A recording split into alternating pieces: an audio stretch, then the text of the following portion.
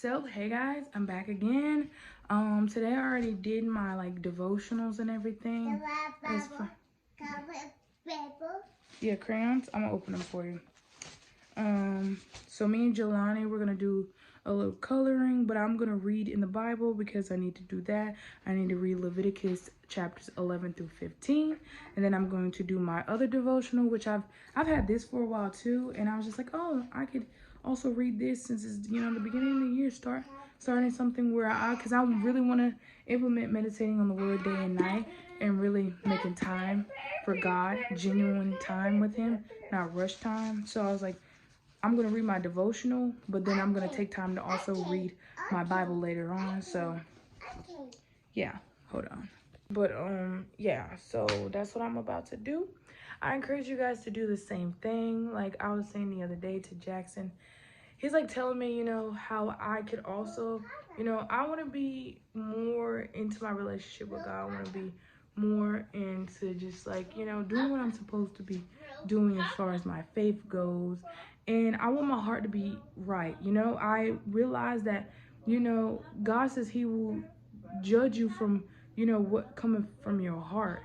And I don't want evil to come from my heart. I don't want negativity to come from my heart. I don't want bitterness, rage, anger, anything that leads me to sin. I don't want that to come from my heart, because none of those things are good. Like when you really think about it, yeah, getting back at people and trying to prove yourself right and all of this stuff sounds nice on the surface, because it's like you want to prove a point. But at the end of the day, how good does that make you feel? What are you fueled by, right? And that drains a lot from you. By giving good out into the world, good will come back to you. Bad things happen to good people, good things happen to bad people. But at the end of the day, it's what you live with. You have to live with yourself. And I know a lot of people, if you really truly have a conscience, and you think and you live, you're gonna have guilt, you're gonna have shame, and you don't want that. So it's just best to just do the right thing regardless, y'all. I've been trying to work and work and work and work and work on myself, because in me, I be wanting to prove a point to people, and not even in a way of in a negative way, but just prove a point, like tell people things. And it's like, what would I really get out of that?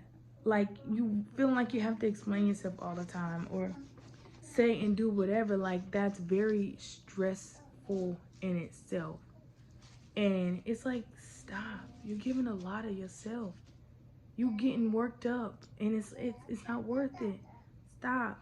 So I have learned to just choose not to respond to things, choose not to give things my energy. Especially if something calls you to be passive or something like that, you better off just telling somebody how they made you feel, rather than walking around and this is not what I do. I grew up in a very hostile environment, so this is an example. Going around slamming cabinets and closing doors, and obviously you're upset. Say how you feel, or huffing and puffing. I do have a habit of talking under my breath though, and that's something that I need to work on, so I would say that's me. Now, as far as all that other mess goes, none of it is good. None of it is admissible or okay or whatever. So I have a lot to work on within myself, so I can't be, out here giving things more of that and more of me, when I need to be giving more to me, and not in a selfish way, but in a way that I know if I help myself, I can help others. Because by changing my ways and showing people that it's possible, they can also do the same as well. And not trying to sound like somebody who's just all perfect and almighty. And I think that's what people forget. When you choose not to live a certain lifestyle anymore, they think that you're better than them because you're choosing not to do that. But that's just them projecting how they feel about themselves onto you. Because I personally know in my heart, I don't think that I'm better than anybody, any greater than anybody. We're all sinners. So we're all right here in God's eyes. As far as choosing to do better, yes, you will definitely find favor with God, and God will definitely be there with you. I think God has had a protection over me for a long time because a lot of things could have led me down the wrong road. But God is he's been in my corner, because I know that what God wanted for my life is far better than anything I could have imagined for my life. And I thank God for keeping me, y'all, because when I see my life, I see my family, I see some of the people that I grew up with, anything, y'all, I could have been down that same road. So that humbles me, that keeps me humble in that area, y'all. I have a lot to work on. If anybody knew me growing up or whatever, they know like where I come from, but that's not gonna stop me. People might say negative things about me, might believe certain things about me, but that's who you experience at that time. This person that I am today, honey, she had a lot of work. She had a lot that had to come out of her, a lot that had to be brought out of her, y'all. I was very, very, very, very, very just in a like very emotional in a very negative way, right? But then there were also sides of me where I was just like very loud and funny and happy, but it was hiding pain, you know. Hey, no, we're not doing that with those crayons. I was a person that was hurting, so I had a lot of pain, and I wanted to be loved, and I genuinely craved the wrong attention, and that wasn't okay. So we got to learn that the love we need, God has already given to us. And I preach that a lot because that's honestly what it doubles down to at the end of the day. Yellow. Yeah, and neon green and blue and purple and regular green and red and orange. You got all the colors. So yeah. I'm me. I'm me. I can't say I'm unapologetically me, because I'm gonna forever know that I'm not perfect. So I can apologize and tell you like, yeah, this is me now, but I'm praying to be better tomorrow, right?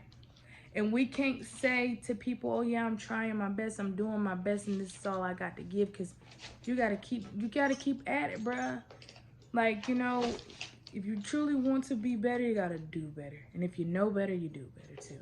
So I'm working on myself, y'all. I feel like when I get up here, I'm not being honest or not truly being myself, because I don't ever want to put up a facade and be seen as like, oh, I just got here. I've been here. I've been in the Word. I've been doing this. I've been praying. I've been, you know, because yes, that was my life, but I didn't prioritize God the way that I should have. Like, you know, I was still out here doing things that I knew were wrong. Excuse me. But that I knew was wrong, and I kept on doing it. But then I would say like, yeah, I'm a believer. Yeah, I love God. Yeah, I know God. But then I'm like doing things that are not of God. And I read something today that said, where is it? My book's over there. Sometimes you are the only Jesus that some people see.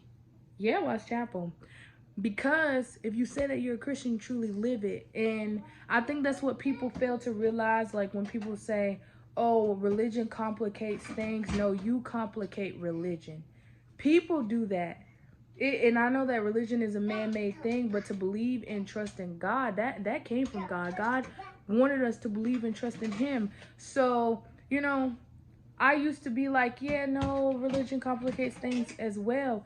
And truly, we complicate religion because we're living out who we are while fighting to be who God wants us to be. And if we stop fighting, then we can genuinely be true Christians and believers and followers of God, or just true followers of God in general, you know?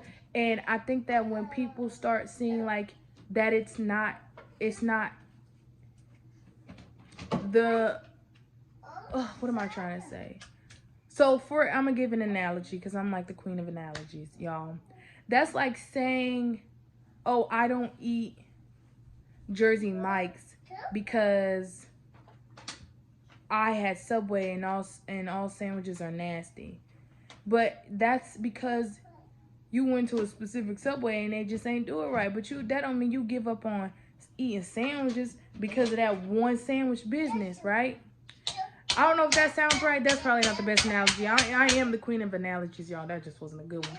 So that's like saying, oh, I don't go to church because I went to this church and it was bad. That was one church. You're going to encounter people who are non-believers, and they're going to give you negativity, or they're going to be these kind of people But that doesn't stop you from being you. And you're going to run into people who are believers, and they are also fighting who they are in this world. People carry around spirits on them and not knowing that that spirit that they have in them can rub off on other people. And we have to be mindful of how people experience us, experience us. Jeez Louise. Because you don't know that how you are toward the person can negatively affect them, and people don't understand that. That's why I'm very protective of myself. And if you do, it's a good and a bad thing about me. When you do something that rubs me the wrong way, I'm gonna push back, you know, because of how I grew up. I grew up in an environment that was very like, just, you know, it wasn't always the best, y'all. I love my grandparents. I love my mom. I love my brother, my sister, whoever, y'all. But we came from a household that just everybody didn't know how to deal with their emotions. They would be angry, they would be upset, and you would feel it and you would know it. And that will only, I spent a lot of time in my room, to be honest, or like being with my sister. Like, yeah, I got to have fun. Like, I'm not gonna say like my childhood was like just the worst, but it wasn't always the greatest either. But I try to look back on the good things, y'all. I think about my granddaddy often these days, and I'm like, that was a man who, at the end of the day, he had tough love, but he took care of us. He took care of us the best he could, because at the end of the day, he didn't have to raise us. My grandma didn't have to raise us. And at times, I would resent them, because I'm like, y'all are being so hard on us, and y'all didn't have to take us in. Like, I used to see it from that angle. And in many ways, I am grateful. In other ways, I'm like, I just wish they would have worked better on trying to, you know, make themselves right so that they could have more patience and understanding with us. But we're human, y'all. This is a human experience, so life is hard, and I get why. You know, when you look at your parents or your family as just genuinely being people, life is rough, y'all. Life is rough. But we got to remember who we are and whose we are. We are God, and God will not leave us nor forsake us. And he will raise us up. Good job, football and basketball, into who we need to be. And I'm learning in church about the story of Joseph, y'all. Joseph had a dream, y'all, and my pastor was talking, and he told his brothers about it, and they didn't like that. One, he was already his daddy's favorite, or more favored by his daddy, because he was birthed by the mother, by the wife that Joseph genuinely wanted to marry, that his mother, but had to marry her sister first because of, you know, a whole bunch of like, I can get into that later. But basically, you know, his daddy appreciated Joseph because he also had him in his old age. He probably, I don't know what was going on during that time. Maybe he didn't even think that he could have children as old as he was. So when his wife had Joseph, he was like, you know, this is my child, you know. And his brothers was also jealous after and angry with the fact that his father favored him in that way. And I can get that. You know, you should not show favoritism to your children and things like that, because it can stir up stuff. Like, the brothers should have went to their father. There was a whole lot of mess, and even my pastor preached about that. But at the end of the day, God gave Joseph a dream, and he told Joseph, like, you're gonna be great. And you know, he had a dream of the grain in the field, and how I don't want to repeat it verbatim, because try to repeat it verbatim because I'll be done messed it up. But basically, his dream kind of alluded to the fact that his brothers would end up having to bow down to him, and they did not like that, because they're like, who do you think you are? And Joseph was pretty naive and telling his brothers just about this dream that he had about his brothers and his father. And then Joseph went through so much to be up here, but God never left him. He never left him. Even when Joseph, he ended up in prison at some point, y'all. Like, God even made him loved and liked by the guards, because he was put in that position not by any act of good, but by an act of evil, right? So then God is going to work in your favor. So even when bad things are happening, God is going to be there to make sure that they work out for your good. So all things work according to the good of those who love the Lord. Goodness gracious, y'all. So regardless of where you are, take in that moment and understand. And y'all be all over the place. That's why I gotta get my things together, my thoughts together. I'm not much of a writer, but you know, to be able to really talk to y'all and let y'all know. But no matter where you are, God is working it out for your good. So while Joseph was in prison, God was still help, you know, favoring him and making sure that he was okay. When his brother sold him off to slavery, he ended up in Potiphar's house. And Potiphar, although he was a slave to Potiphar, Potiphar made sure that Joseph was in this high position. He valued Joseph. Joseph was in the house, and then Potiphar's wife was just acting on her own, you know, lustfulness and trying to get Joseph in bed with her. And Joseph did not want to do that. So she lied and accused him of things that, you know, he did not do. But God never fails. He made sure that although he ended up where he was, that Joseph didn't lose that dream. And Joseph was used to inspire other people, you know.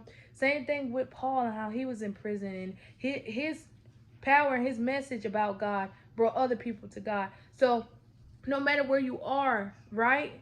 It's like all these stories. When my pastor's preaching, well, not my pastor, but we had a guest pastor that came about being in the valley. That's when God can pull things up out of you. When you up here and you got everything, what can I get out of you but nothing but mediocrity? Or, yeah, nothing but mediocre stuff.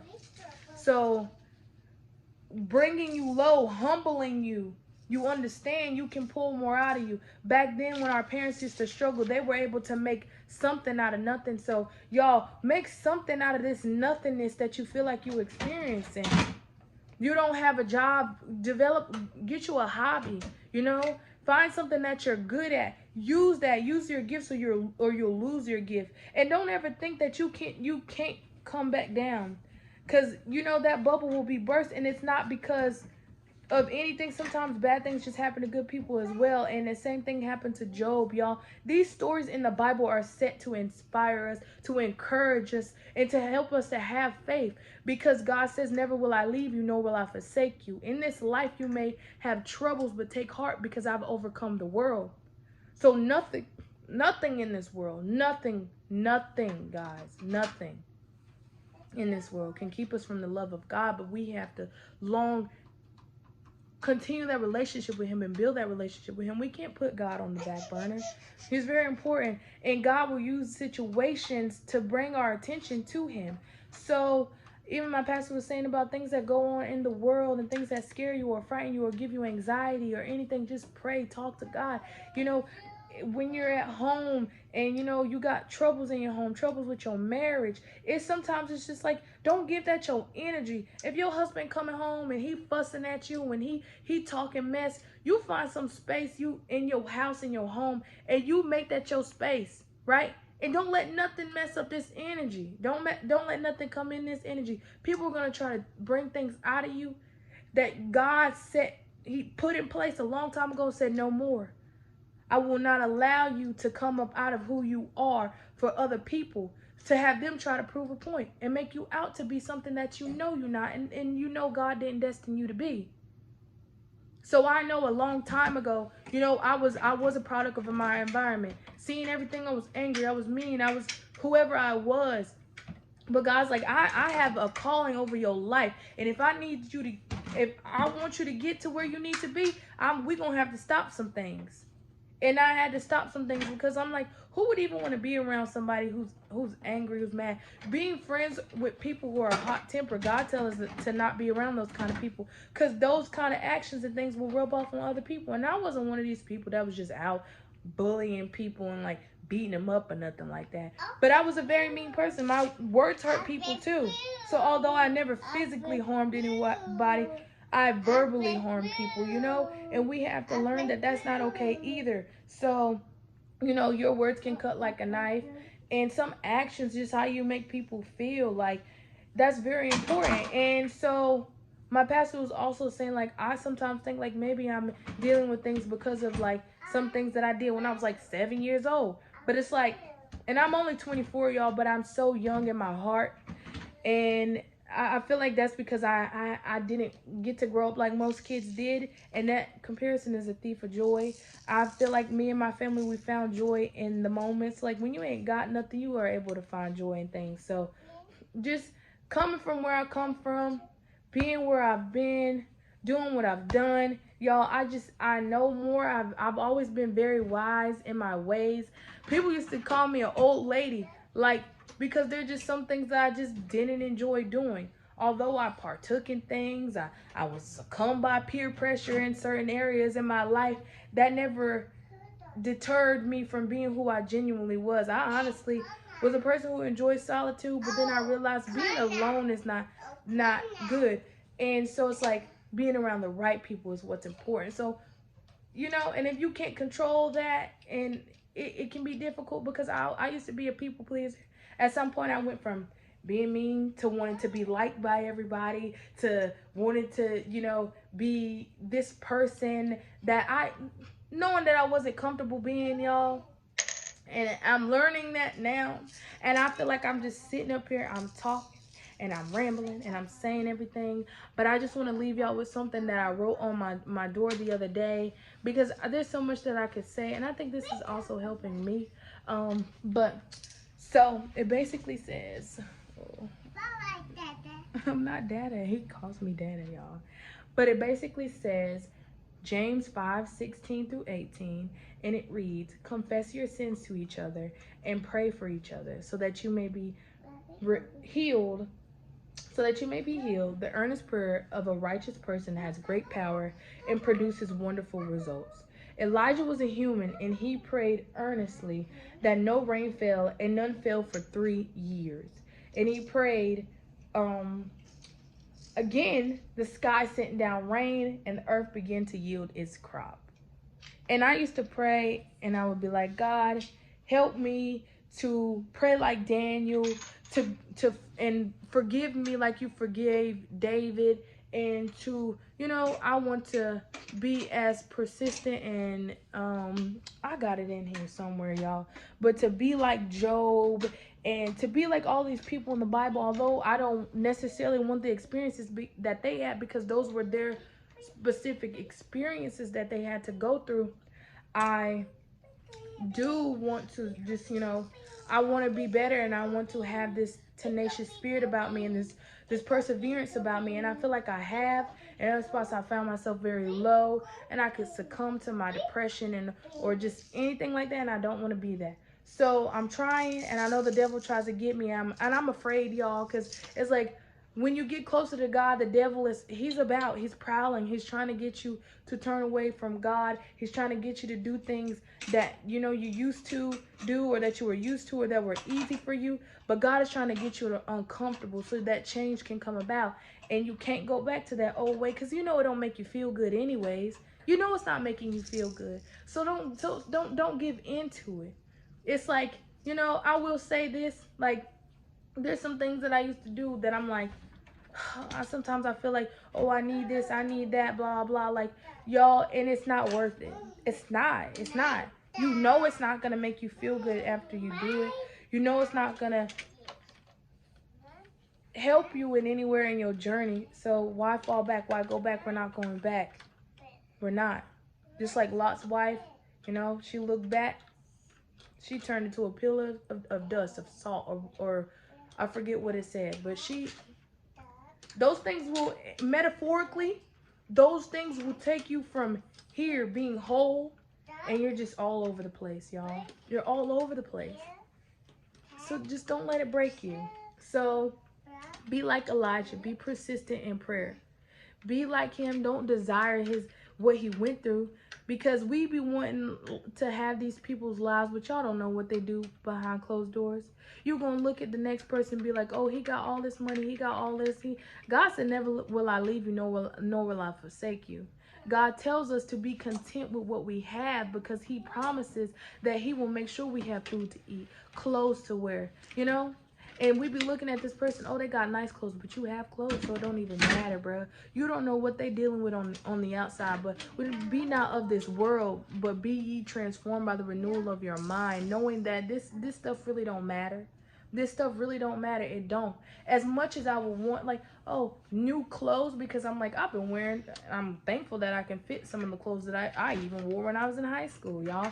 Pajama pants, like, things like that whenever I was young, because I knew I didn't have much. I used to want everything. And now that I feel like I have enough. I have enough. And although it's not the newest thing all the time, I have enough. And I pray to forever stay humble. And I'm afraid, you know, sometimes that what I say, I'll go back on what I say. Because I don't ever want to challenge myself in that area. So if I say something, I don't ever want to look back and be like, well, look at you getting excited over certain things. Like, I would definitely be happy to have, like, you know, a new dress, but it ain't got to be Dior. It ain't got to be Michael Kors. It ain't got to be that. But to have some new items and, you know, and I'm genuinely someone who's like, oh, I used to be a person that will hang on to stuff, but I'm like, if it's not of any value, give it to the next person. Or not of any value, but if it's not suiting me anymore, someone would genuinely need this, so give it to the next person. That's something that even my grandma would do. She would bag up clothes and, you know, give them to the little, you know, donation centers and stuff like that, or put them in the little bins. And that's what I do, because I'm like, ain't no point holding on to stuff, especially stuff that you can't even wear, you don't desire to wear anymore. Like clothes that I used to wear that I'm like, yeah, I never felt comfortable in those things. Why am I wearing them? To be liked, to get the attention of somebody? Like, no. So some people wear things because they make them feel good. So this is not me putting anybody down because they wear certain things. You wear those clothes because they make you feel good. I was wearing things to you know, be like, oh yeah, you know, try to look good, but did I feel good? No. You know, you want to feel good about how you look, you know, your hair. I used to always be so concerned, y'all. Being in college, I'm a person who's just had anxiety always, and I lived on campus. I was attending a pretty popular college. I'm basically still in attendance there, but I'm taking a semester off, and we'll even see where that leads me, you know. I don't know where I'm headed. And even then, it's like, being there brought me a lot of anxiety because they did a lot of things that called me to fit in, and I felt like I didn't belong because I would want to wear certain things, and I just was like, if I wore that, people would probably look down on me, you know. And now I'm like, I don't care, but I still don't want to go back there. Like, I don't feel like something in my spirit feel like, God, I'm not. And that's probably what it is. It's not my time for me to be back in that place because I'm not fully where I need to be. Because if I was very confident in myself, going back on campus would probably not affect me in what I wore or who I am and who I'm trying to be. I don't need that discouragement right now, right? And so you have this urge to want to be appreciated. And them at the people that you're not saying that it's a bad school or anything like that, but like certain things is not needed to be appreciated about. So there are lots of people who wear certain things, and I was like, I wish I could be, you know, comfortable in my own skin, wear my own clothes, not feeling like I gotta do my hair up. It's always good to look nice, but to what extent am I doing it, right? And that's all I'm trying to say. You can have on nice shoes, you can have nice clothes, you know. God gave Abraham many things. Like back in his day, having lots of cattle. Look at my child. He know not to do that. Jelani, why are we coloring that? He done color his Etch-a-Sketch.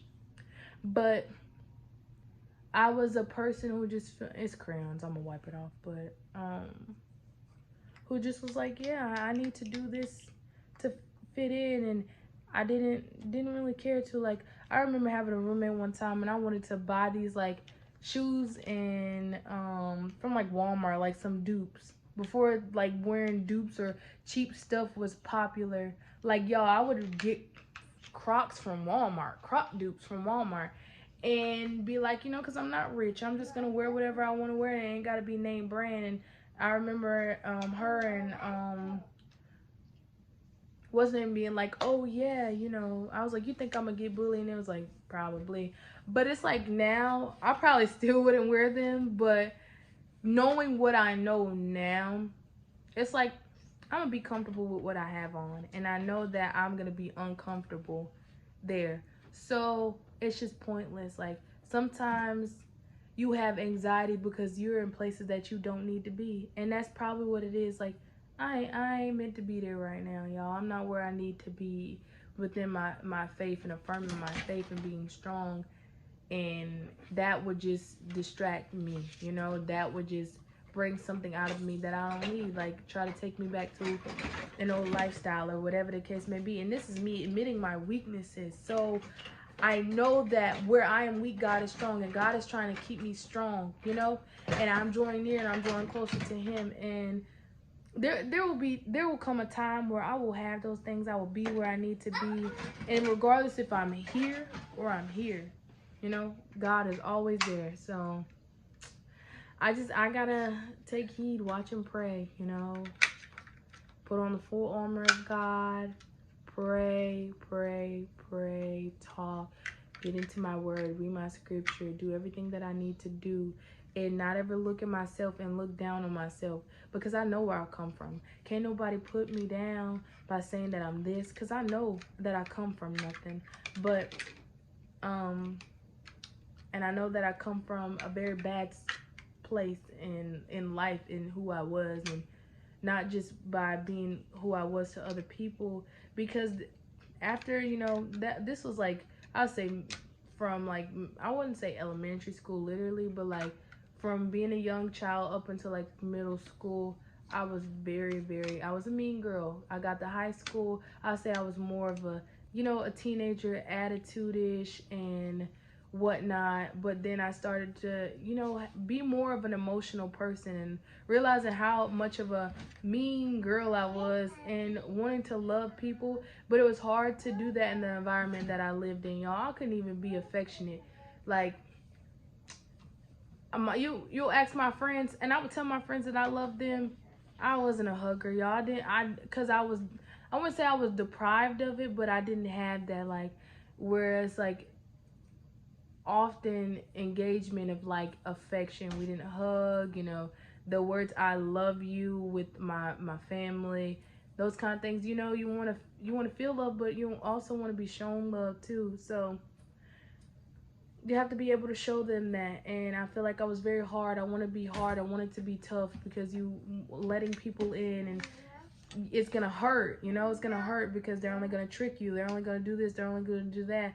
You don't want to have this hard exterior. And then as I've grown, it's like, oh, choosing certain things for my life, and it's just like, yeah, you're making the wrong decisions, y'all. And I'm thankful for the ones who stuck around and watched me grow, watch me change, watch me evolve, y'all. I would say probably 11th and 12th grade year for sure in college. 11th and 12th grade year in college. In high school were probably my prime years of not being, because I was definitely still a clown, like doing goofy, silly stuff, being stupid. But I started to come into just really be who I genuinely knew I could be, and not even trying to fake it, being a nice person. There were people that I feel like I did not have a good rep with when I was in middle school. And I say this, in middle school was 12, like I was like, what, 13 in middle school? So that was like 12 years ago almost, which is so crazy. And then high school was like half of that. So, oh my gosh, jeez Louise, y'all. I feel old, but then again I don't, because those memories are so fresh to me, being who I was. And then getting to college, I was very naive and gullible, and thinking that I was where I needed to be. I'm gonna always, you know, try to be protective of myself, but I gotta do it in the right ways. And I just made a lot of dumb and rash and irrational decisions, and very impulsive, and just being wild. I got into college, and I was like, oh, I got this, y'all. And I dived back in some old behaviors that I just was like, nope. So I get why I was taken out of that environment, because it was like, yep, nope, you messed up again. You messed up again. Kind of like God put me in timeout, right? I'm in timeout, y'all. And I'm not even mad about it, because while I was here, you know, you kind of sulking. You feel bad for yourself, because you're like, I'm here and I'm in this moment and I'm sad. But then it's like, just wait until you realize why you're here. Your parents put you in timeout, and God, we are His children. He puts us in timeout so we can realize where we're going wrong. Because while you're in that, you don't see what you're doing wrong exactly anyways. You know it's wrong, but it's like, it's like, you know, you on autopilot. And then so you get put in timeout, you get put in the corner. And my alarm went off, so I hope all 34 minutes of that other video was saved. But let me get into my word, y'all. I love y'all. I hope genuinely do y'all have a good day, a good night, a good week, a good month, a good year. I love y'all so much. I love me. I love God. I love my family, my friends. I pray for everybody. I try to keep in touch with all of my friends after having my second child. It's kind of difficult, y'all. Don't take things to heart. As far as like you go and keep in touch with people, because we get grown and you know, life changes. But know who your people are, know who you love on them hard. Be loving, be giving, and be forgiving. I'm working on forgiveness, y'all. So practice what you preach, right? Yeah. You love Jesus? You playing your guitar? And you know, just try, keep working on yourself, because I know I ain't perfect. I know I ain't perfect. And that's why I feel so much in the inside, because I'm like, who am I to tell anybody anything? But y'all don't know where Saul was, and God made him Paul. You know, you don't know where these people were. We've all are sinners. We fall short of just the glory and the grace and the mercy of God because of who we were. But we're changing, we're evolving, we're learning, we're growing, you know? So don't let people change you, you know? Change for the right reasons. And if someone's being an inspiration, truly let them be an inspiration. Pray for discernment. And then you use that, what you've learned, and you change somebody's life, you know? Somebody's mentoring you, you mentor the next person. You don't know how to talk to people and communicate with them. Pray for that. Pray for that to come about. And I feel like I say that to myself as well, y'all, because I want to be a therapist. I want to be a mentor, y'all. My major in college was and is psychology at the current moment, but is that something that I'm going to continue to pursue?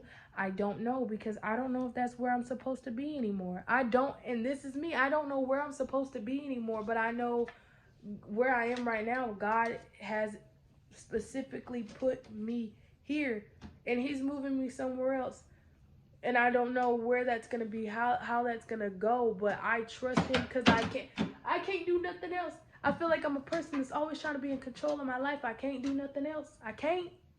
I feel like I've been so responsible for myself that I'm like, but I didn't get here alone. So he's not gonna let me fail. And if I fall, he's gonna pick me up. I'm gonna keep on trucking along. So yeah, I love you guys. Like I said, have a great day, night, week, month, year, hour. Yes. And I'm gonna go ahead and read my Bible before Langston wake up. What happened? Color and play with Jelani. I'm gonna show y'all what he done did, because he like, girl, you talking too much. And I'm, you know, I want to be a multitasker, but I ain't that good. Can you help? Yeah, I can help you. Say hi, everybody. Have mess. Color. Hi, color. You want to color? He said, have mess. And then he said, colors. Hi, colors. You made a mess? Yes. Yeah, it's okay. What's that? Yeah, what's my shirts? Yes. You can't read it, can you? I read Bible. You want to read Bible? Okay, that's what we're going to do. But, yeah. I read Bible. Okay, we're going to read the Bible. But, yeah. I read Bible. This is the little mess he made. Crayons, the little truck over there, and we going to clean them crayons up, because I don't know. But he colored that. Y'all can't really quite see it. Fix the shades. Fix the shades. Fix the shades. Hey. I messed them up more. There you go.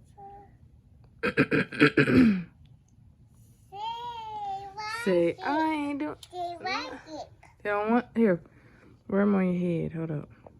Oh, well, he took them off, y'all. But we got clean. What happened? What happened? And then we gonna read. Langston playing on the bed. Bible. Okay.